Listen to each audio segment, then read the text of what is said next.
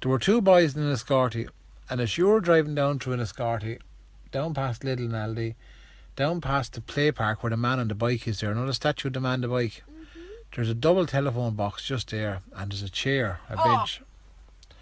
And there were these two young lads from Enniscorthy. They were bowling now. One was real bowl, the lad wasn't as bowled, but the fellow who was bowled was always getting the lad in trouble.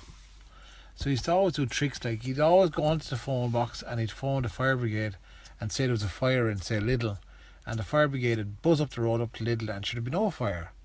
And he'd also phone the fire brigade and say there was a man up top of the street, up outside the Aldi with a gun, and the guards would go up and should be no one up there. And they used to sit off and watch the guards and the fire brigade buzz up and down the road. So they were doing that kind of tricks. They were always playing in the phone box, always messing.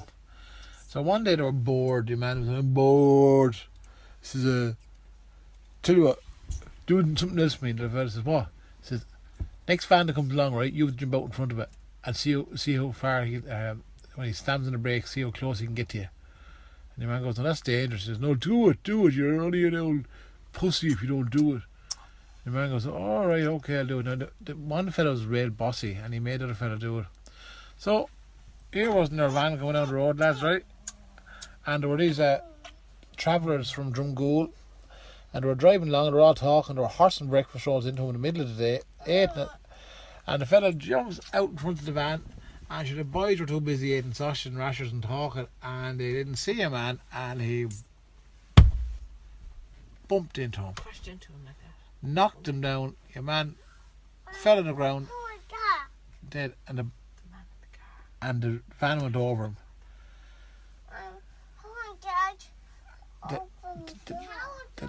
Listen, that was Daddy telling that.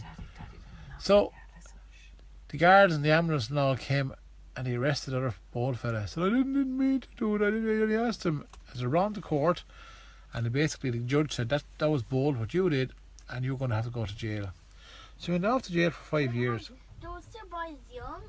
I'd only about Sean's age, that kind of 12, 13. Sammy. Yeah.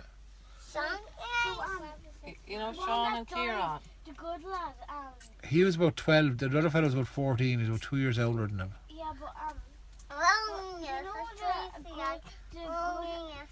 Yeah. the good fella. Yeah. You know that one was it's Mommy and Daddy looking for him. Oh, sure, they all came. They were crying at his funeral. He'd two sisters, and he'd another brother, and sure, the family were in bits afterwards, because he shouldn't have been hanging around with this bold boy. This bold boy was getting him to do stuff that he shouldn't have been getting him to do. And sure, the family were never the same. And they went to court. Sure, the family went to court anyway. But even though, to be fair, the young lad who was bold, his mommy and daddy were upset as well, because they reared him, and sure, he turned out to be bold. And the young fellow went to jail, and he went to jail for 5 years, and he was about all your fingers on one hand and a thumb. And that many, look. That many. So I know. yeah, so it was a lot of birthdays. So he came out, and he got out. He got the train down to Enniscorthy after being in jail in Dublin, and he walked up to the place up where he used to hang out as a teenager, a young lad. And the town had changed slightly, and everyone felt a bit different. And he sat down in a chair, and he thought to himself. He said, lads, he said, yeah, listen. Yeah, I'm making it. He said, God, things have changed. And he sat there on the chair, and next the phone started to ring in the phone box. And he said, why is the phone ringing? So he got up and he answered it. And when he answered the phone, didn't he hear his friend who was dead 5 years ago saying to him, you got me killed. And he said, what? You got me killed, Johnny. And I says, Shawnee, how can you be talking? You're dead. I'm not dead. I said, I've come to get you back. I says, what do you mean? He said, you got me killed. I was only 12 years of age. You'd maybe jump out in front of that van. And you shouldn't have done that. I said, I know, but I went to jail and I'm sorry. He said, that's not good enough, he says. That's not good enough.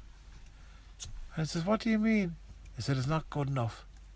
The next van that comes, you're going to have to do me a favour. I said, yeah. Will you do it for me? Yeah. Because if you don't do it, I'm going to haunt you all your life. He said, okay. He said, the next van that comes along, I want you to jump out in front of it and see will it stop. And he says, what happens if it don't stop? He said, well, tough. Alright, he says. Hangs up the phone. And coming down the road there's a white van. And the white van was about 6 o'clock in the evening, and the boys were just out there. There were a group of young Romanian lads after picking strawberries and raspberries out in Jimmy Cairns, and they were foot to the floor. They were going rock hard, wanting to get back into town. And the man jumped out, and the boys were talking and listening to loud music, and they didn't see him. And next minute, they ploughed into him, killed him stone dead. And they all say if you go, he killed him stone dead. Yeah, and they say if you walk past that telephone box on the days that them two young boys died, sometimes the phone will ring, and when you pick it up, it's actually the two boys. Yeah, ding dang, do that. Yeah, let's do that. And you can pick it up, and you'll go hello, and they'll go hello.